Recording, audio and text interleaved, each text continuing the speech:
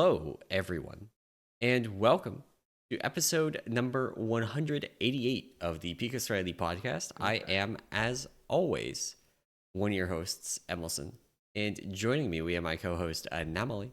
Hello. And this week, we are talking about F1. Yeah, Formula One season starts shortly. There's massive amounts of news there. It's gonna be great. It's gonna be a great This season. is now an F1 podcast. There actually, to be completely honest with you, there has been massive news in Formula One. I You catch the because Lewis Hamilton because stuff. of the lounges, I am aware. That is Something awesome. about whether the driver's going from Mercedes to Ferrari or the other way around. I don't know. Yeah, and when you say one of the drivers, like the winningest driver of all time, like Okay, probably the what many Messi of consider. F1. Exactly. Yeah. Yeah, Going from yeah. Mercedes to yeah, it would be like if Messi went from Barcelona to Real Madrid. Yeah, it's massive news this week in F1. But I digress. We don't have to talk about F1. Skip by that. No, this is still a podcast about the World of Warcrafts. Yes. And we are actually like normally we start talking about progression, but because some of the bigger news this week actually is about Fyrakk, Mm-hmm. we are going to that We are. and go talk about other news. Come back to progression, talk about Fyrakk, talk about private auras and weak Private auras. auras and all Oh, this yeah. macro stuff. And Yeah. yeah, that is kind of the plan for today. So you want to jump in with the we got Blizzard's Entertainment has a new president. Yeah, we they announced that Johanna Ferres, I believe is how you pronounce her last name, but Johanna will be the new president of Blizzard. So it's a new name probably for a lot of people. She actually comes from the Activision side of the house. She was general manager of the Call of Duty franchise. Um, and also had a couple of esports roles over there, such as senior vice president of leagues. She was the COD esports commissioner at some point. And then also a couple years ago, before Activision, worked with the NFL in strategy, marketing strategy, and business development. So very much a business-minded person. Although seems to enjoy the old video games from time to time. So yeah, Johanna, new president of Blizzard. We'll see how it shakes out, how it looks, how it works. We know generally nothing about this person. Hasn't, I think the last couple of presidents Blizzard have either come internally or like we knew of them from their, Xbox or other Yeah. gaming days. But I'm not huge into Call of Duty and that scene. So like, I have no idea who this person is, but seems like, she got the promotion. She seems like she's got the background in sort of in games and stuff like that. So it should be interesting to see how the next couple weeks, months play out. So. Yeah, some of the commentary I've seen around this has been noting that she comes from the Activision side of ActiBliz, like the Call of Duty side, Yeah. not the Blizzard side, which is interesting. I don't know how to interpret people's framing of that as like a Activision versus Blizzard kind of deal. Yeah. We'll see what happens. Yeah. I mean, I think the biggest thing from my point of view is like, to be fair, all these companies are under Microsoft. So like Yeah. if they're worried about like a cultural thing or someone who doesn't come from like Blizzard, there's not a ton of, I'd say like at least publicly facing leaders at Blizzard Yeah. that like you'd say step up. Like I think J. Allen Brack was probably like the last of that Wrath Kata like grouping of like Ghostcrawler and all those guys like what's his name? Alex Aberfimi and I think that's how you pronounce his last name. But Alphonse all that sort of Diaby? oh yeah, sorry, that guy. Yeah. Thought it was Alex. But like that group of people were really like the last truly like I'd say like, you know, like publicly facing like Yeah. executive team. And a lot of them left very quietly during Yeah. the whole shebang about Blizzard's cultural issues. Yeah. So I mean, I think to be fair, they're not gonna. There's not anybody like Metzen, but Metzen's not a manager. Like Metzen's Yeah. he's a story guy, he's a creator, so he's not. I don't think he'd be the right fit for this. So, but Yeah. no, I mean, I think we'll see how it plays out. I mean, they all are Microsoft employees now, so like there's going to be I think some cultural differences there, and then we'll see what she brings to the table. But definitely seems to be a based on what we talked about last week, a ton of focus on like the core franchises, in like Diablo, WoW and really Hearthstone, I'd say. Like the three big ones.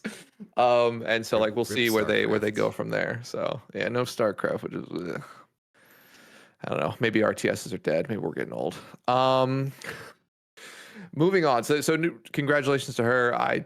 No opinions at this point, but we'll see how the next couple weeks and months play out. I think we probably don't get to see a lot of her influence until the end of this year, right? The roadmap's been laid out for a lot of the WoW stuff, and so we'll see what new projects and stuff and if anything changes there. So um, next up, just maybe some sad news. So Blizzard, I think around BlizzCon, announced a Wrathion statue. In the similar vein of the Sylvanas statue, the Lich King got a statue. There was the original statue of Thrall. If you were like, I think like if you had a consistent 10-year sub, they sent you one. I was just trying to look at it. It's up on my wall. But they've canceled the Wrathion statue, just citing basically production issues and probably pulling it together. So I'm assuming detail, they just couldn't get the mass manufacturing right or of a quality they wanted. So at a Yeah. cost that made sense. So a little sad. I don't know. I don't know if I would, to be completely fair, like I don't know if I'd have a Wrathion statue as a character. Like I know he's been around a while and like we started with him in MOP as like a little well playing, but it's just like I don't know. He's never been the type of character I've enjoyed. So he seemed more annoying than anything. But Yeah. I was like his Dragonflight showing, at least in the like main quest line leveling yeah. up, was not the greatest. No. I know what they're trying to do with the character, but like he might suffer just from like some poor writing, I think maybe. Like I understand his sort of like Last of the Black Dragon flight, like Yeah. should be the leader of them, very charismatic, maybe a little wild, but I think at least my interpretation of the story we got, I think the story writing was probably fine. It's a little bit more maybe that he's at a phase in his character arc that is just where he's like, okay, like I understand why he would be this haughty brat, but also the point he's at in his character arc is he's a haughty brat, and that makes him like not super yeah. somebody that I want to, yeah, yeah. So Have a statue of in my house for $350. yeah. So Then yeah, I mean again, for anybody who did sorry. at least it's not Sylvanas, right? Imagine getting the Sylvanas statue and then Oh yeah. Eldrasil happens. Hey, maybe you double down. Maybe you enjoy that about her. Maybe you enjoy character assassination pieces. Yeah, no. I mean, upsetting. If you did order it, upsetting for you. Sorry, but it looks like they're, of course, returning all the pre-orders. But yeah, no Wrathion statue at least at this point. Um, Moving on. I think we've literally highlighted a new tool like the past 4 weeks. It's out there. Yeah. And so I just want to continue the trend. That's the only reason I put this in. Is I actually don't think this is that interesting, but I think maybe people will probably find it interesting. So there's a new tool, not new tool. I think it's been out there for a little bit, but it is a tool called Not Even Close. So it's both an online tool and I believe there's an add-on in game. And essentially what it does is it basically will let you know if you will survive the hit or not. So essentially you put in a bunch of different variables. It's particularly revolving around Mythic Plus. So you put in like key level, what your affixes are, who's sending what its specific ability is, and then what buffs or debuffs you have either on the mob or on yourself. And then you basically can put that all in, put your stats in, and it'll tell you if you live or die. Which is probably a good thing for planning out, specific maybe cooldowns you want to use on specific abilities, either on bosses or throughout trash. So if you're super into Mythic Plus, super into sort of messing around with like, okay, I'm going to go survive this ability. I completed this key on a 28. I'm about to start it on a 30. Do I need to change my ability orders or, defensive order, things like that. So cool little site. I shouldn't say little. It's an interesting site in terms of like all the data that's in there, and definitely mess around with and play with it, and it's pretty cool. They also have an in-game add-on. So essentially, I think the in-game add-on is supporting getting all your stats out of the game and into this website. So, Yeah. yeah, One of the fun things to click around is to click all the evoker buffs, all the augmentation buffs, and so see what many of them, dude. happens. Yeah. Um, you know, some of these it's just like, oh, okay, if you just like turn off some of these like built-in buffs, like some of them you're gonna have as a misweaver, so like on a 28 tyrannical, you would live some of this stuff, but then you just hit Zephyr and everything's fine. Exactly. Just have an evoker in your group and you probably live, regardless of if they're hitting a button. So, Yeah. um, but yeah, no. So it's a really cool add-on, particularly if you're deep into Mythic Plus, starting to push those high keys and just want to see, like, basically test the damage output, right? See what you need so you can go in and not wipe to being one shot by someone or by something. Sorry. Yeah. Um, Cool. Oh, sorry. Quick note, does not support tanks, which is fine. Tanks are a lot more involved to get that math right for. I would rather them not do it than do it badly, right? Yeah. Um, there's also some overlap, like they don't take into account armor for calculating physical damage, which Okay. is one of the more complicated bits. They also, I don't know that they've got the formula for dampen harm right. I saw some numbers that were like maybe they don't have it right, but Gotcha. um, maybe they do. I don't know. Yeah. I mean, It's I feel like it be careful at with the that one. That one extreme. is Yeah. complicated.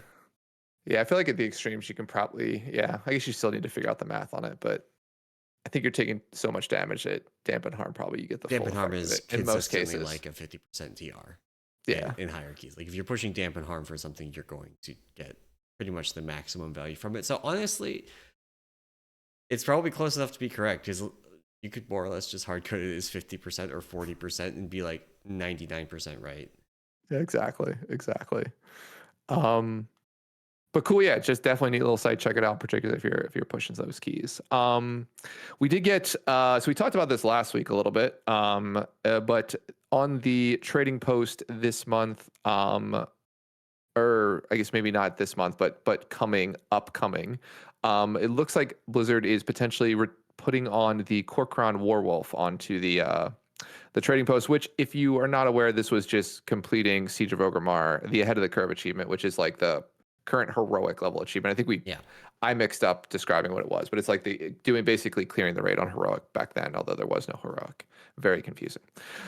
So Blizzard did put out a statement basically saying like they basically are not going to put into the trading post any sort of what they would say skill or prestige based rewards, such as cutting edge, ahead of the curve, or any of the gladiator mounts. So it seems like this was probably just data mined incorrectly, like somebody messing around with maybe putting old values in, or like messing around with maybe how to add something on trading Yeah, post. And or it could be something where that field actually has multiple purposes, and yeah, one of those purposes we haven't seen yet. hmm yeah, that is true. Yeah, particularly with like the pandemonium stuff coming up soon, right? Since we Right. don't have that fully understood just yet. So yeah, so I mean, they put out a thing that said, hey, we're still, not planning to put on these sort of skill or prestige based mounts into the trading post. Which I think we talked about this. Like, I am probably for that, but I think you gave the opinion that, or the point that's like, it's been 10 years. Like, come on, like if you have it, Yeah. you have it. If you don't, it's like whatever. So yeah, I mean, I could be swayed either way. It doesn't really bother me if they Yeah. put mounts on there. I'm Probably sure easier that for me to my get them. opinion is not a universal one in the No, people hate it, but love transmog for some reason, which is weird. So what can you do? what can you do? Um, so we're gonna shift gears away from retail for a little bit and talk about my favorite part of WoW right now, Season of Discovery. And Blizzard sort of did a couple of things. Did a massive drop of information on Season 2, which we'll talk about. But I think the biggest thing coming out of this is they are restricting or outright banning GDKP runs in Season of Discovery. Starting with phase 2. So if you're not familiar with GDKP, or gold dragon kill points, or gold DKP, essentially what it is that instead of like, bidding on, loot, or using like master loot to give loot out, groups will form and you will essentially pay money to loot an item. And the highest bid for that item wins. You put the money in the pot. At the end of the round, the money is split between everybody that was essentially there. With like typical, like sometimes like the leader takes an extra cut because they put it together. But in any event, the pot gets split around everybody who participated typically. But you pay gold to then win an item. And so this is sort of rampant, really across, I'd say, most classic Yeah. uh, It's huge eras. in Wrath as well as Massive in Wrath. There's TPC. huge communities around it. Yeah. It's very different than retail. Retail is much more like a boosting thing where you just pay gold, guarantee Yeah, it. In this case, it's a lot. This is a lot more like there are raids that clear all heroics just as GTKP runs, right? Because of like the players and the yeah, nature of them going together on it. But Blizzard's banning this primarily because it does increase the need for gold in the economy or people who want gold in the economy, which then means like botting and gold sellers become a larger issue. yeah, Um, we'll see how well they do this. The idea is like while they're banning it outright, it probably means like finding this will be a little bit more difficult, but if you really want to run a GDKP with some people, you probably can still run it. Just on the down low, I will yeah. say. It's I mean, my impression of these GDKPs from the outside, like I've not actually done GDKPs in Classic, so keep that in mind. But my impression of them has been that, um, yes, people do use them as like pugging. You pug into Yep. one and you do a GDKP. Um, but there's also like a bunch of variants of this where you do have carries. Or Hmm. one thing that I saw a lot of questions about in the Warcraft Logs Discord is like, hey, I want to have an easier way of looking at parses or understanding parses from, let's say, Ulduar, right? Because our GDKP splits of the pot at the end are based on your parse. Yep. I've seen that before. Yeah. So you have things both where there's issues where people maybe play a off meta spec because nobody plays it, and so they'll get a good parse, Yep. which is not Blizzard's problem to solve. But that was a fun thing. And then there's also the fact that kind of gives you a way to just covertly carry people, not Yep. explicitly be a carry run, but like that one person that parsed ones on everything. You could say they're a carry, but maybe they're just bad. There's a lot of bad classic players. Yeah. Yeah. But I mean, as long as, hey, you know what? Their gold ain't bad. Yeah, their gold spends Gold. like all the rest. Exactly. Exactly. So, no, yeah. I mean, I think I've only ever run 2 GDKPs, I think, like total, or maybe only one. It's not been a ton. And what I will say is that for the established runs, it's actually a really good system Yeah, in my mind. Like the whole nature of like buying gold, like regardless of the how the gold enters the economy, yeah, right? That I maybe don't agree with, but the actual system of like there's a bunch of accountability, like people who run a consistent group do a lot of checking. So if you're new, like you have to produce like logs, you have to be able to say like you know what you're doing, right? And then you're yeah, evaluated, like, and sometimes you're not invited back, right? Like, yeah, I think they still want to clear the content because the more bosses they kill and the higher difficulty bosses they kill, the more gold that they can basically put into the pot and the more gold yeah. everybody gets. So like it's a very like, what is it? Not maybe not altruistic is the wrong Not word. altruistic. A Eh, positive. I mean, I can see it being a positive thing because one of the like, why would you go through all of that stuff to join a raid, right? One of the things eh, that it does provide is an incentive to like put up with the checks, the exactly. restrictions, the like, we are going to confirm that you are not going to tank this raid, right? Right. And it also incentivizes you as an individual to play well because if you don't like, to be fair, like you wipe a bunch and you don't kill bosses, then you get less gold, Hmm. right? Like at the end of the day. So no, I think it's there's good and bad parts of it. And I also like I understand the fact that it being in the game does bring that whole idea of like, okay, there's a bunch of people botting or like buying gold like in the Yeah, black market or whatever you want to call it, yeah. right? Which I don't agree with. I mean, it is what it is. It happens. So Yeah, um and these things do camouflage a lot of sale runs. Either oh camouflage or yeah. are literally sale runs where someone will just like show up and they'll bid on everything and they Hmm. may suck. Especially in Season of Discovery where like the bar for like doing okay is very low. Dude, you know how low it is? We did a BFD. We did 2 runs last night. We did BFD with 4 of the 10 characters having hit 25 within the last 24 hours. Yeah, And like it was not smooth sailing. We didn't wipe, but it was like the last 2 bosses were sketch, right? Like, yeah, it was a little like yeah, sketchy. So I mean like I think yeah, I think you can see all kinds like in the raids like that. But at the end of the day, it's a noble effort that Blizzard's going to try and, get yeah, rid of GDKP runs in Season of Discovery. we'll see how successful that ends up Yeah. being. One of the really just kind of like last little tangent on this.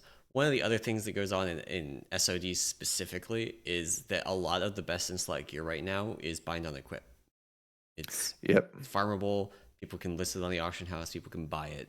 So there's actually a second piece to this where not only, you can access to gold lets you more quickly gear your character because you can outbid other people in GDKP runs, but also access to gold lets you then buy those best in slot items off of the auction house and very quickly, um, reach a power level where like even a not super skilled player is gonna outperform others because they've got like double the spell power, whatever, from buying BOEs off the auction house, which is not something that exists in retail or in classic Wrath. Right. Yeah. Yeah. Yeah. No, it's definitely. I mean, it's. Yeah. I guess there's good and bad components to all of this, but yeah, I just think them trying to ban this is like a recipe for like a bunch of people being upset, right? Whether that is a person who enjoys GDKPs or doesn't enjoy it, because they're never gonna. Well, if you enjoy them, then you're not gonna be able to do them anymore, which just means you're gonna try harder to mask what you're doing, Yeah. right? And then like if you don't enjoy them, then you're still gonna see people who clearly have gone through GDKP runs, and you're Yeah. gonna be upset that they still exist somewhere. Did you look at the classic WoW sub when this news came out? No, I didn't. It I was a didn't even open it war up. zone. Oh, I can only imagine. I can only imagine. Yeah. I think the we don't like GDKPs one in that particular subreddit, but that particular subreddit is also the home of classic is hard, guys, just wait, you'll see Yeah. kind of takes, which Like, were come on. so popular in the lead up to original classic. So you know grain of salt, that community maybe not the best bellwether for where things actually are in reality. Exactly. Yeah. No, it's yeah. I think it's definitely a polarizing issue in WoW. And I would say even like boosting runs. I mean, boosting runs in retail are probably less polarizing because I think it's a little bit more accepted. But yeah, like Yeah. people, you mentioned GDKP, and there's not. It's like, yeah, it's like there's not a person in the middle who's like, I can take it or leave it. It's like you either are like, I love them, they're great, Yeah. or you're like, hate them, they're ruining the game, and there's like I no in suspect that between. like basically everybody that's like anti GDKP is Yeah, also like sales and boosting shouldn't exist. Which, exactly. Yeah. I mean, I don't like doing sales, but I sure don't mind having enough gold to afford stuff for it. So, Oh yeah, 100%. Yeah, yeah. I think there's a give and take for all of it. So, um, but cool. So that's on the GDKP front. Matt, like probably the biggest thing that came out this week in Classic or SOD was that. But then Blizzard did then release a massive preview of what's to come. So like they went over all the new loot. They went over a couple new runes for each class. We're getting like 2 new rune slots. So now instead of just having 3, we're gonna have 5. We're getting like boots and I think something else, maybe belt. And they also gave a little bit of an overview of Nomergon, the new raid that's coming, which is gonna have similar 6 bosses, raid size of 10, um, with a couple of changes to the fights in there. The one cool thing that they added, which that at least I thought was interesting, was they're adding in tokens to some of the bosses for the set bonuses for like the 3-piece sets that they've been putting out. So you can actually loot a token, which you can then turn into a set piece if you want. Um, but yeah, it was some interesting stuff in there. Like hunters are getting trap launcher, which is cool. Rallying cries coming to warriors. Um, pain suppression's going to priests. So there's some like interesting abilities coming in to season discovery. So one of the most interesting ones, shamans have gotten so much good stuff from oh this. Like yeah. so many of the old like meme specs, like tank shaman exists and is good. They're getting a two-handed weapon mastery rune. I don't know how good it's going to be, but two-handed shaman was another like super popular thing. Like if you played old, TPC and vanilla private servers, you'd see people running around trying to make that Mm-hmm. work. There's also a rune for paladins. Like paladins don't have access to their good caster damage abilities yet. Yep. No exorcism, and no undead to use exorcism on. That's true. That is But true. Shakadin's another one, and you can see some of the things that could lead to Shakadin in the future, and the fact that they've just added so much of this, like, metamorphosis for warlocks, they've added all this stuff for shamans. I could see them going, and in phase 3, where people are level 50, you can start getting into some of the like plague lands stuff. Yep. Officially, not just people going and farming it. Do that at level 25. Yeah. And take some of these runes, like this Guarded by the Light rune that gives you mana regeneration, but cuts your healing. So it's like clearly not intended to be a healing rune because it cuts your healing in half. But it gives you mana regen, which is something, granted, that regular like Retribution Paladin needs because of seal twisting. But exactly, yeah, it's so annoying. It's something that could lead to Shakadin being a thing. That would be cool. Level 50, you get your Exorcism rune that like makes Exorcism better. Gives you maybe access to what's the Holy Shock. Stuff like that. Yeah. No, they there's a lot of cool runes coming in. There's also like a melee specialist rune for hunters if you want to try and get it on that survival kick. So yeah, we'll see. It'll be fun. Or sorry. On that note, Warcraft Logs in theory supports melee hunters in Season of Discovery as like a spec. It is most of the top ranks across all bosses on that in BFD are actually ranged hunters that are melee weaving. Yeah. Because the correct way to play Hunter in general is to do both, because your time between attacks is so slow that you can just do that. You have like a 3.6 second auto shot speed and a 3.6 second two-handed weapon attack speed. So you just alternate, you get both. And that is just strictly better than doing either one. So there's the melee specialist rune, like you said, that gives you a lot of bonuses for playing purely melee. And especially gives you more access to your melee ability, so you don't have these gaps where you can just range and do the range stuff too. There's also, not in the preview, minor spoilers, there's a steady shot rune. Hell yeah. So that gives ranged hunters something that will hopefully be better than just going to melee and using melee abilities in the gaps between their ranged. Right. So we'll see. That is maybe going to be something that makes things a little bit less painful for hunter players trying to parse. Like the melee players, like you said, people trying to get the survival play style. Not not currently happy with the state of melee ranks on Warcraft Logs, let me tell you. I can imagine. Well, cool. Well, I think that's everything from the news for this week. So let's circle back a little bit, talk a little bit about progression, then we can get into some of the changes to old Fyrakk, which I don't know. Are you guys progressing Fyrakk now? Do we get through the hell that was Tindral? We went in on Sunday night and we killed Tindral in 5 pulls. Amazing. That is awesome. That is awesome. 25 minutes into raid, we're pulling, setting up to pull Fyrakk. It was just like the culmination of like 3 raid nights of we could have killed this, but we didn't. Yeah. If we had played more consistently, if we had played like we did last Sunday, it would have died probably the previous week. Gotcha. But we didn't, and so it didn't. But yeah, we killed Tindral. It's a nice, like almost exactly 7-minute kill, which is basically the plan that we had laid out. Is we're going to kill this at 7 minutes. We're going to skip this last set of mechanics, and we're not even going to talk about that set of mechanics because we're just not going to get it. That's awesome. And we delivered. So that was nice. And then we started doing Fyrakk. So we've had basically 2 full raid nights on it at this point.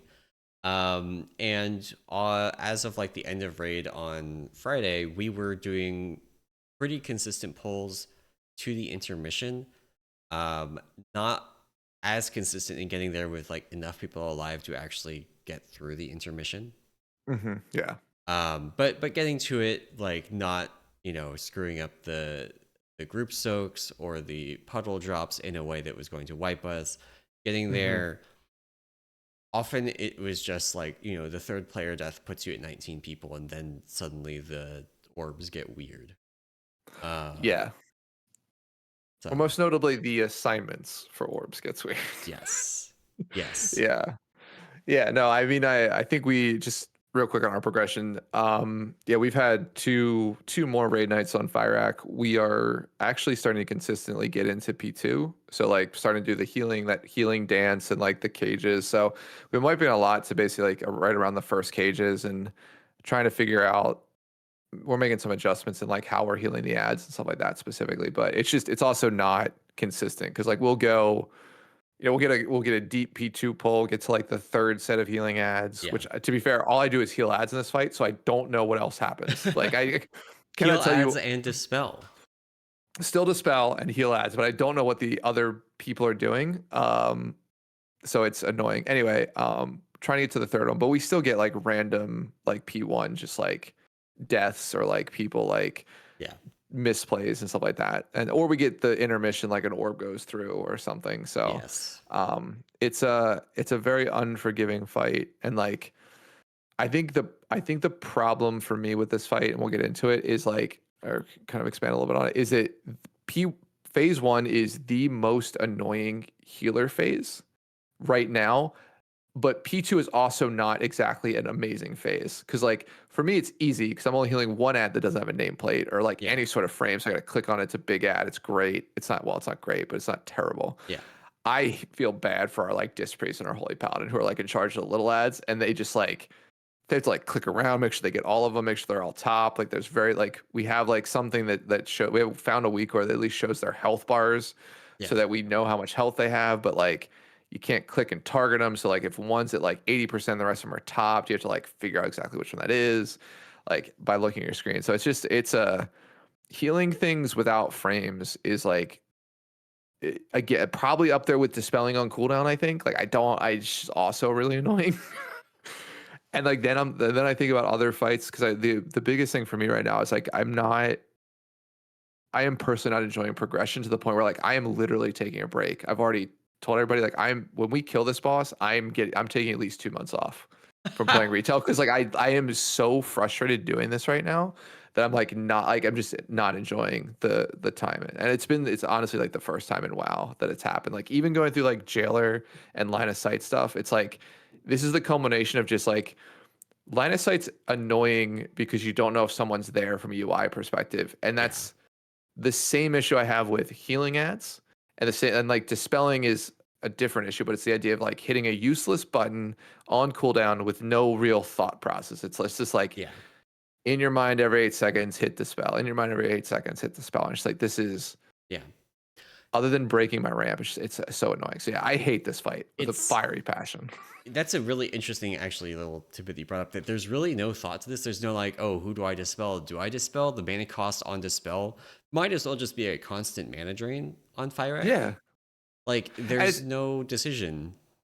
it's not even like and the problem is, and this is in my mind the biggest issue with it, is that like and I understand that it's on a timer, so like technically if you dispel on cooldown you know exactly when to dispel and you can plan around it, but for me it's that like it breaks what I'm doing healing other people, Yeah. and it's a random GCD that like I have to hit but I don't really want to hit at this point, and like Yeah. there's no, and if I like make a decision in my mind of saying, okay, I'm going to delay the dispel by like 2 GCDs because someone's about to die, it just means that like now that dispel puts the next person, like my next dispel puts that person in greater danger of dying because they're at higher stacks Yeah. because they're delayed in getting that dispel. And it's just like, it's a cascading effect. And yeah, I mean, don't even get me started on like the whole Dream Run thing, which is like some of the highest damage moments of the game, but you were literally moving while also making sure you don't get clipped by some projectile heading at you, which doesn't move in a fucking straight line. It like dodges back and forth a little bit. So like you have to like overcompensate for the move. Like it's just P1 is like I hate moving and having to heal. And like I'm fine with movement and there being healing needed, but like in Dream Rend, everyone is in danger of dying if you do Yeah. not put at least some sort of output out, right? Like you Yeah. can't just sort of coast through with like passive stuff. So Yeah. sorry, I feel like I'm ranting now, getting a little heated, It's but like The It's very entire fight is a relatable. fucking annoying. It's just sorry for cursing. It's just annoying. It's Yeah. a blanket, just unfun, annoying fight to do. The So so we started this fight. We had our preservation evoker go to Priest. We're gonna give it a try, see how it went. okay. And it was fine for a while. On the first stream rend, we had two spatials, one on the Disc Priest doing their evangelism ramp, and one on the Hmm. Mistweaver. The second stream rend, we didn't have any spatials. But the Disc Priest is not ramping it, it's just the Mistweaver.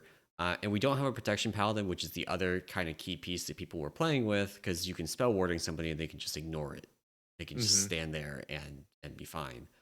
Um, we had one of our evokers out part of Friday, and basically we're dying to Dream Rend because the Disc Priest, like, ramping that without Dude, a it's spatial is incredibly hard.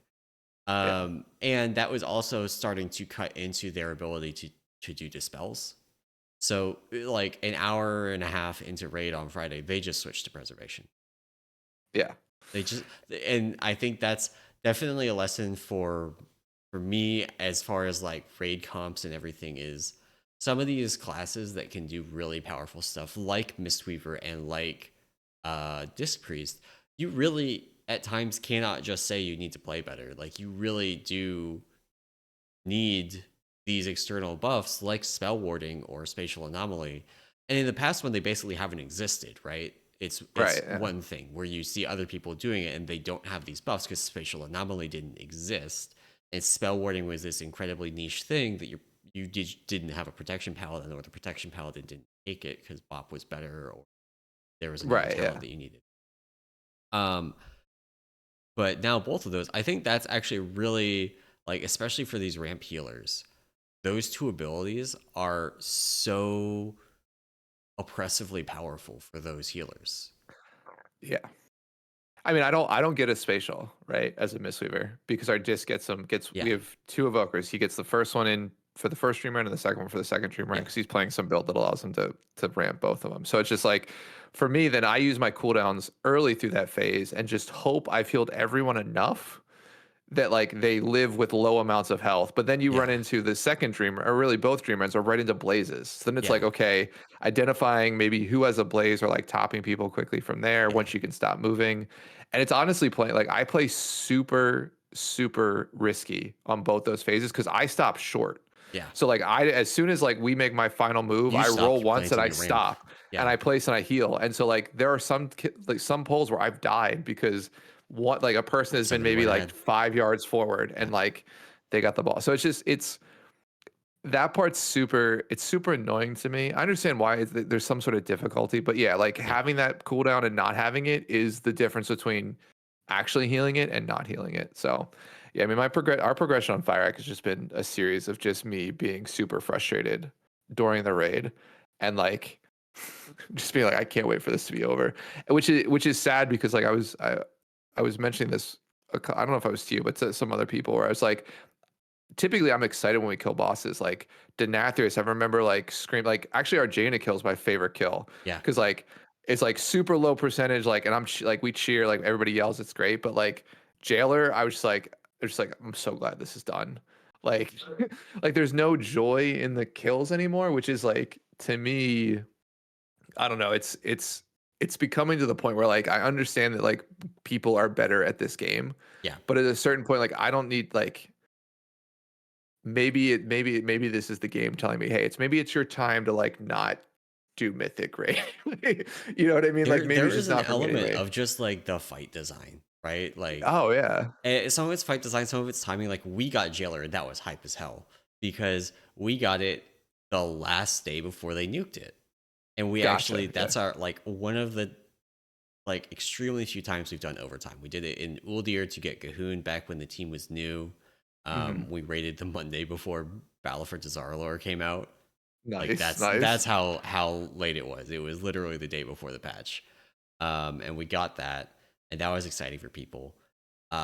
Jailer was just extremely exciting. Like we went 30 minutes over our Sunday Oh, raid, nice. and like we got it. I almost wiped us, but we got it. Um, and then like Tindral was pretty exciting, but also very much that like okay, we can breathe. It's finally over. You know, Fyrakk, I'm hoping doesn't reach that point, but I suspect it will for our healers. Yeah. Yeah, the worst part is like, to me, like, I don't know if you do this as a raid leader, but we have like our raid leader base is like, okay, why did this person die? And they look at like the deaths, like, oh, look, they just ticked out. Healers, what's going on? And I'm like, they're literally, if it's during Dream Rend, 8 other people are in just as much danger, and Yeah. they just got unlucky. Like, The I can't fix that. we've soft banned I bled out. Like, you need a Oh my really good god. reason to be saying I bled out. And Yeah, sometimes it it's is like you bled out, but it's like a flame. It's like the debuffs went out and did get dispelled, and it's like, okay, we need to figure out what went on there. Speaking of yeah. which, we had some shenanigans with that. So Oh, nice. we were using the liquid pack for most of our weak auras for this boss. Pretty standard. You pick the Northern Sky pack or the liquid pack, and you just use it. Yeah. One of our healers did not like the way that the spell assignments were set up, and so friend of the guild, former raider, came and was like, "We have this modified version of the Northern Sky one that you can use that we liked," and Hmm. so maybe a little bit too ambitiously, I was like, "Okay, we'll just rip out the liquid one and put in the Northern Sky one." Two small problems with that. One, it got rid of some of the notifications for the regular raiders that they had a flame and they need to be careful.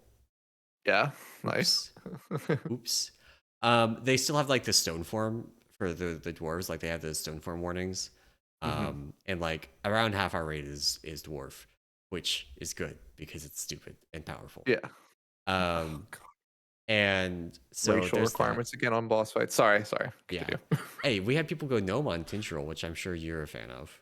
Oh, I continue your thought, because I'm like getting like Kill Jaden flashbacks of like our priests Of going Goblin. no. Goblin, sorry, Yeah, yeah. yeah. Anyway.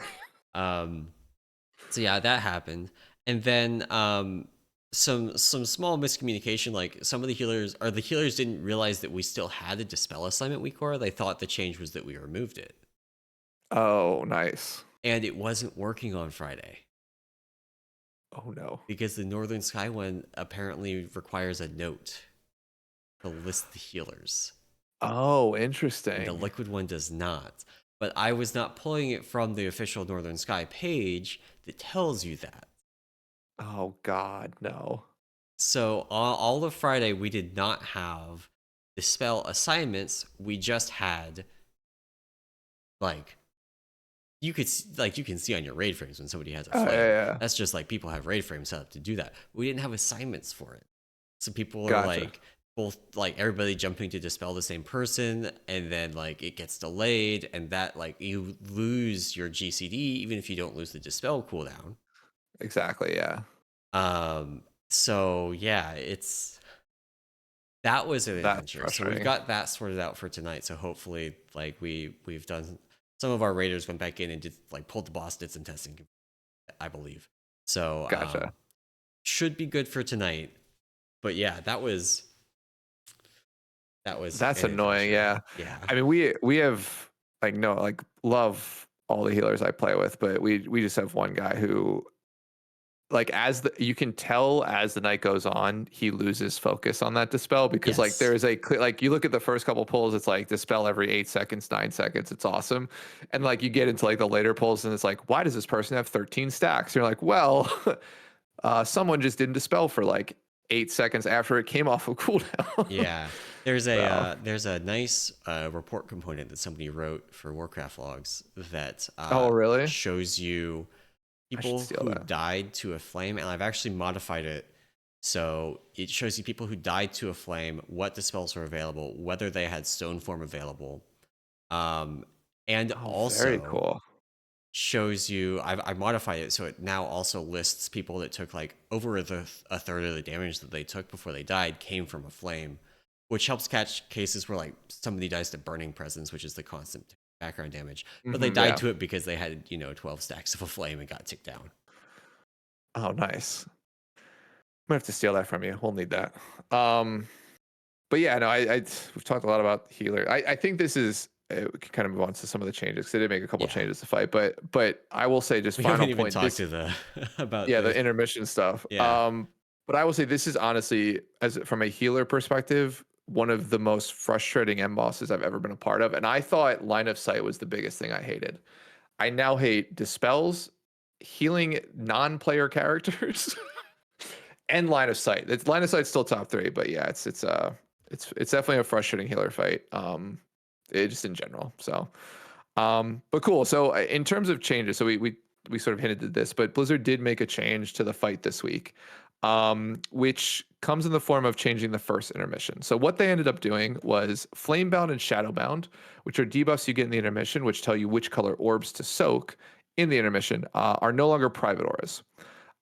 Which so this is huge because now add-ons can read what debuff you get and then can basically assign what color orb or where you should soak around the room essentially. If you're not familiar with the fight, orbs try and hit the boss. If they hit the boss, you You die, blow up. and you have to basically soak the same color, but they come from basically 180 degrees ring around the boss. So you have to spread your rate out. And there was a weak where that would assign you, but it was based on you hitting a button. So if you got the red debuff, you hit a button, and that would assign you red. And then the weak would take the first 10 people to hit the button, hit the macro, and assign them across, and basically assume the other 10 people were the opposite color. It's It was important, I just think, to emphasize as well, like the ecosystem that grew up around the specific problems with this macro. Like, so many people need it, the and entire this, raid needs it. and So 20 well, people. yeah. So like, so many people need to hit it at the same time, right? Like half your raid has to hit it, Yep. and anybody missing anything or not hitting it quickly enough causes assignments to go bad. Yep. This is in contrast to something like Smolderon as well. Like Smolderon, you get 30 seconds into the fight and you can see if your weak aura works. Right. This is 2.5 minutes into the fight, a very short window that you need to push it, and it can be hard to figure out what went wrong, because it's not just, oh, we didn't get a third orb on the list who didn't push their macro or who has a bad macro or who has a bad weak aura, anything Yeah. like that. This is like, we had like one fewer orange than we were expecting. Is somebody like missing it? Does somebody have the wrong weak aura version? There's now like, so there's already this weak aura that I highly recommend if you are running a raid group, like a CE raid group. You should get this. It's called the Octopals sender receiver, that tells you, like, you can put in names of weak auras and it'll tell you what version your raiders have. It's very good. Yeah. You can use that to check, and that's how, like, on Friday we had an issue, and it was like, okay, 3 people hadn't updated their weak aura, and it was able to tell me exactly the 3 that hadn't done it. But there's these other like debug weak auras that came out just for this mechanic because it is such a problem point for people. And so like this whole little ecosystem grew up around basically like helping you get these weak auras and macros working. A bunch of tips, like there was a toy that's off the GCD that people were macroing, like putting in their macro, because you could check on a log who had actually pushed it. Yep. And cross-reference it, because the log also has the private aura itself, so you can see if somebody pushed it and they weren't supposed to, or if somebody pushed it and they needed to, which caused the price of the toy to spike on the auction house. I saw that. Yeah, there's also a weak aura, like only one person needs it, but it prints out who presses the macro and then the distance between the first person and the last person, how much time elapsed. Yeah. So you can see like who's pressing it, at what point. So you get 10 in there. Yeah. Yeah, I mean it's just an additional step to deal with a very like that you have to deal with a mechanic that like then offers you no chance of messing it up. Yeah. Because like if you miss an orb, raid wipes, right? If you soak the wrong color orb, you die. So if you're trying to like hit the macro and then get to your position, you might randomly hit an orb. Yeah. It's a lot of like failure mechanic, like failure points all in one. And again, to your point, it's 2.5 minutes in the fight through like not a pushover phase 1. Yeah. Like it's still a hard 2.5 minutes. And it's also like reasonably high variance for one of these mechanics too. It's not just, something like orbs, it targets 3 random players with some constraints. This targets half your raid with orange and half your raid with purple. Mm-hmm. But if you like spread your raid around, you're not guaranteed to like have an even split. There's no, as far as I can tell, protections. So you could end up with a bunch of orange on one side and a bunch of purple on the other. But then the orb spawns are also random. You can have multiple orbs in a row that are the same color. And so if you happen to get unlucky and have extra purples on the side that gets lots of oranges, Well, now you're screwed because that one person with orange on that side cannot soak multiple oranges unless they're a tank. Exactly. And you literally, and it's not like these are slow moving orbs. You have 2 to 3 seconds to identify you have too many of one color on one side and then move people over and then like have the right person from the orange heavy side move over to it's just And then there's not enough time. the extra, like the icing on the cake, you actually can't move through the boss because moving through the boss kills you. Yeah. So all in all, I would say it's a very bad private aura mechanic. So they've removed that. So now essentially the weak auras that typically required a macro press now just work because they get the Yeah. the debuff data directly.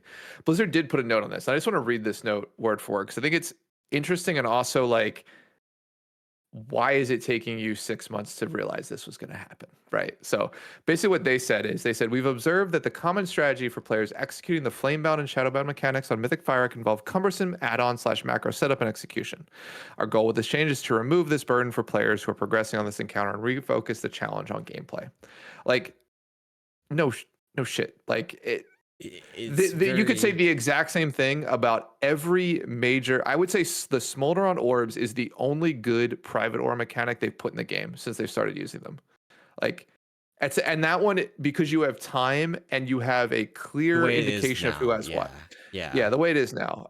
Yeah. But yeah, no, I think of course they're going to do this. This is going to be the same thing with the cages in P2 Yeah. of like those are private auras. There's probably something else on Fyrakk I'm not thinking of in like P3 or whatever that's also would be helpful if it wasn't a People private aura. But people use macros for the seeds, but it's not because it's private aura. It's more of like the Halandras kind of deal. Like oh you yeah, to call remember it how out. you would like put in your Halandras like drop macro, you would have it like put a world marker on where you dropped it, make it easier to find. That Yeah. kind of deal. Or you had like I know we had partners, so I think there was a way to drop it where like it would whisper your partner that you dropped it because Yes. like they could pick it Yeah. up then. But yeah, no, I mean I'd say there's still probably a place for me. It's just this is like like of all the mechanics that are private aura, like this is the one that doesn't make the most sense to me because like the positioning that you have on the boss, the fact that the variants that you just mentioned and talked about, right? Like there's no way to set up your raid group in a way that you can do this on the fly. Yeah. Right, that you could do this without some sort of macro weak aura And sort of combination. some of that's the timing, some of that's the damage numbers, right? Like we saw this Yeah, with Neltharion bombs as well, where the timing is really tight, so you don't really have a chance to adjust. You commit to a direction, and if you happen to stack it, you just commit and you push a personal, yeah, and you hope for the best. And if you happen to triple stack it, well, it sucks to be you. We're going to the next pull. exactly. Yeah, no, it's that combination of like individual player identification, timing, and then like the consequences of essentially making the wrong split second decision that also requires other people around you making a decision with your decision in mind, right? Right. Like almost like some sort of like And neural because of the network. That's variance, you can't it. really have like a raid plan or a No, strict rule about like, okay, if this happens, everybody knows to do this. And then it's about execution and about strategy and not about like building tools that don't like solve the mechanic for you in yeah, ways. Like this is they couldn't put the genie back in the bottle for this. They couldn't nerf this mechanic in a way that people would abandon the weak aura. Like I know you guys for the Smolderon orbs after the nerf just didn't use a weak aura for it. You just called yeah. it We out. just called it like yeah, And natural. Yeah, that's like I think that relies a little bit on like the 21st player, which I think you guys have. yeah. We published one of those. And but it's also like that becomes possible because you need to do 3 orbs in 30 seconds. Right. There's so much time. There's just a lot more time. Yeah.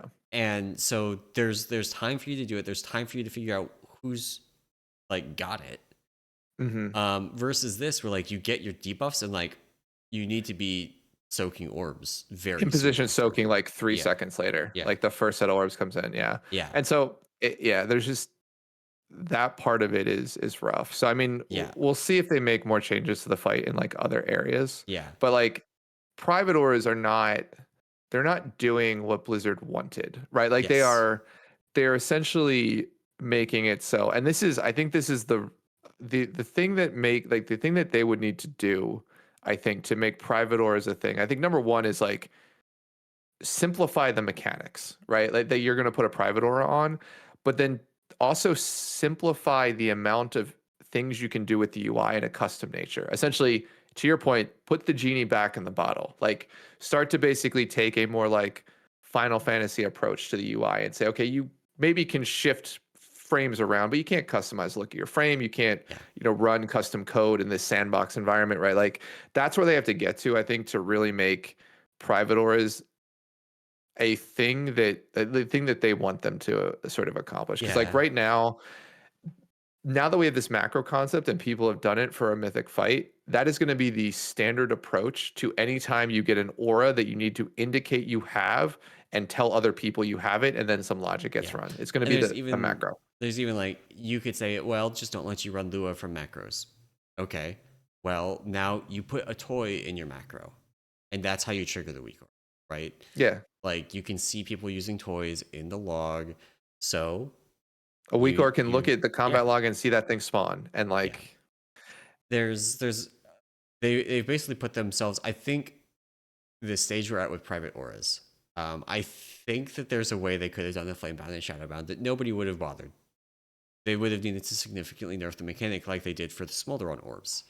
You yeah. need another like 5, 6, 7 seconds before the orbs spawn for you to be like, okay, everybody, it needs like more time. It needs visual indicators. Like it should turn you orange, like very Yeah. clearly orange and very clearly purple. So then you can be like, okay, everybody, like find people of the other colors and giving you time to do that so you can spread out. And it needs like a little bit less, like it should be consistently like either always orange, purple, orange or purple, orange, purple and never Yeah. anything else. Yeah, like the spawning order should be consistent. Yeah, I also saw something where it's like don't give you a debuff, but the first orb you soak is your debuff for the rest of Yeah, that phase. So that like could do it too. then you can at least, you can have a set position in the room and you are have ownership or agency over which color you get, and then you Yeah. can, adjust from Yeah. there. Yeah, I Yeah. think there's probably a bunch of different weird things they can do. It's just like the private aura seems like it seems very similar to their implementation of the combat log delay, where it was like something they're trying to do quickly within like the confines of a patch to like Yeah. somehow make fights harder for like the world first guilds. And it's just, look, I get it, like you world first generates a ton of views for this stuff, but I think the problem is that there is a delineation for when my guild can kill the boss and for when a world first guild is going to kill the boss. And there's And like, also, I'm sorry. just to kind of expand on that, there's a difference in like what the world first guilds can do without a weak aura to solve the mechanic, Oh and yeah. what our guilds can do without a weak aura to solve the mechanic, right? Like the world first guilds have people that can like do harder coordination checks than what we can do. Oh yeah, I mean, they're going to be better players. They're going to be more informed players. They're going to have more support around it. Like you talk about a Yeah. 21st man. Like I know for a fact Liquid has a not max person calling raid CDs. So like Yeah. healers don't have to think about when to use them, and then those people are adjusting those timings to the fight. So like I get the arms race here, but I think it's affecting particularly guild like mine, which is at sort of that world 500 level where like we will get to a boss and see a boss typically before the first major round of nerfs. And it's literally just a like, how many weeks do I have to do this until the major nerfs come in and then I can kill it? Yeah. Right. Like we're not like we will if nerfs do come now that Hall of Fame is closed on Fyrakk, we will have not been able to kill this version of Fyrakk for like a month or two is my estimation, right? Just based on the way we're progressing. So it's like the game becomes unfun, I'll say at that point, and Yeah. like logging it becomes a strain. So I mean we'll see what they do. It's Yeah. just these private auras I don't think are it I do in the way think they're currently using them. one But thing that I do like about private auras, and this is such a oh god. weird way to like private auras. I like how it highlights mechanics that are just not fun, but have been part of raid fights for like ever. But they're just not fun. And we had weak auras to solve them, so they weren't that big of a deal. But then when they take them and they try and make it so a weak aura can't solve it, and we go, this is ass. That's true. Actually, we've had like colored soaks before. Yeah. Like having to like get a debuff and have to soak based on your debuff. Yeah, Yeah. no, we've had that before. And That's true, so actually. you take that away, and suddenly it's like, well, this sucks, and it sucks so much. We're going to invent a whole new way of having a weak aura solve this problem. We have at this point actually had like 4 different ways invented to have these weak auras still solve the problem. We have stuff like the Neltharion map weak aura. We have Yep. stuff like the macros. We have stuff that like cheats and does stuff like looking at threats. It's just like, yeah, these. I think that there really is like one of the lessons from this expansion that I hope that they take is that they need to look at some of these mechanics and look at, and if they say we need to private aura this, the answer is actually you just shouldn't put that mechanic on the boss. If it needs to be a private aura, it needs to not be on the boss. Like, that's just it's an art. Yeah, it's like an artificial increase in difficulty that does nothing but annoy the player. Yeah. It's like we talk about like what is it, Tomb of Sargeras being like Tomb of Soak Garrus because every boss had a soak and rogues could cloak it. It was great. Like this raid is like they finally found that healers have a dispel key. Yes. And they want to use it. Like that's now the thing is like, oh, healers, you can dispel. Let's do that. It's just like yeah. In any event, sorry. Now I know that really has nothing to do with private auras. I just hate fucking dispels. I mean, we talked about that a little bit on a previous episode, right? Where like they figured out that healers had a dispel key like during the development of Dawn of the Infinite. Yeah. And that's like, oh man, look at what we can do. We've got Afflicted, we've got Dawn of the Infinite, 2 different bosses that suck if you have to also do Afflicted during them, by the way, like that stupid time boss. Yes. If you get Afflicted during that, have fun. I hope you have somebody to help you with Afflicted. And then, we get to Emir Drasil and it's like, a lot of bosses have stuff to dispel and a lot of it's pretty relevant. Oh yeah. And like I'm fine like here's the thing as we talk about dispels. The Tindral dispels I think are perfect. I think that is a cool mechanic. It's a timing thing. You have to look at where you are. It's great. Yeah. Right? You know it's not a fun dispel mechanic that we don't typically talk about because it's an earlier boss, the council dispels. Yeah. They are so annoying because you have to figure out where it's a fight with stuff everywhere, but then you also have to figure out where the person with the debuff is and the dispelling them so it doesn't like damage someone else. I know it's an easier fight now. You can pretty much dispel on cooldown, not kill anybody. I mean, if you 5 heal it, you can just dispel on cooldown. And that's like if you just 5 heal it, you make it less fun for all the healers as like a baseline because there's just less for them to do. Exactly. And then and you don't care if they're standing over 4 people and 4 people get cleaved because you have enough healer. To heal it. Yeah. So now we'll see. But I think I think we sort of glossed over this, but Hall of Fame did close for Fyrakk. Yes. So typically when Hall of Fame closes, there is a larger amount of nerfs that come out for the end bosses. So let's hope to God we get a post on Monday that basically is like, we've removed dispels from the game and healers no longer have to have that ability is just gone. Cause that would at least alleviate, 50% of my issue with this fight. So but we'll see. We will see. I don't think I'm doing that. I do hope that they look at this and they like internally are like, somebody asks the question, should this be a private aura? And their answer is, should this exist? Yeah, I think that, or and then go back and redesign it. So yeah, no, that's fair. But yeah, man, at least soul cages are not this intense, but we'll see. Because you would think that, and then you get the people who are like, I hit the macro. You'll get a healer. This is a fun fact. You get a healer who hits the macro, but they hit it so fast they get assigned to breaking the cage, but they are across the room healing the ads. Oh, that's actually one of the recommendations I saw was actually have your healers just ignore it. Just don't push the macro if you're a healer. Well, we've wiped once to that with me getting the red debuff and hitting the macro like I'm supposed to, and then getting assigned it, and then us wiping because I wasn't in range of anywhere or the other way to wipe to that is like they hit it, they do the mechanic, but then you wipe because they didn't get enough healing on the ad because it was so disruptive to what they were doing. Oh my god, dude, it's just like I feel like and that cage thing is so annoying too because like if you're supposed to one-on-one line them up, like one person breaks one cage, one person breaks the other cage.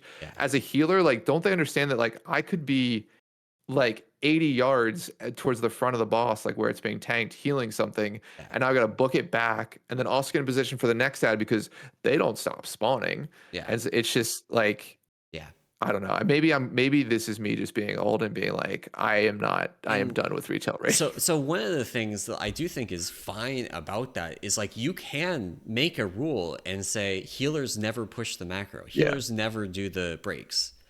And that's a rule that can be consistent. You can say in advance and you can plan around it, and it's part of your strategy, and it's, you know, just execution at that point. And that's all fine, I think. But then like needing a macro to coordinate it because there's not really enough Oh time yeah. between the cages, you know, applying, like stunning people, Mm-hmm. and when the orange ones blow up. Like if you had an extra 4 seconds, like that mechanic Yeah. gets so much easier that you probably don't even need a macro in week. You just No, like, yeah, you can just you call can it. have people just YOLO it and then adjust, and it's very much just about execution then. But they put these things at a point that even the world first guilds are like, we need a macro to make this consistent. Oh And then yeah. what are we supposed to do? Yeah, no, yeah, this, yeah, game's getting really fucking hard, dude. It's getting It's really, so strange. They like tried to pull back some from like Sepulcher, which was yeah, crazy. And but I they feel like they were mostly successful for the last 2 tiers, and then this tier just out the window. just, yeah, I think between Tindral and yeah, and then now Fyrakk, I think it's Yeah. just they've missed the tuning on it. Which, to be fair, Tindral, tons of wipes. I actually enjoy that fight. I think that's a I fine think it's a fight. fun fight. Yeah, but like this, I think my problem now is just the mechanics are becoming unfun to do, and Yeah. like the difficulty is in trying to juggle way too many things at once, and not in like knowing what you need to juggle and executing. It's because it's like it's different every time. There's just that variance we talk about, and yeah. Yeah. Sorry, anyway, we are well over, Yeah. and I could We probably are. complain about this for more. So Oh, maybe. yeah. Anyway, that's going to be it for the show today.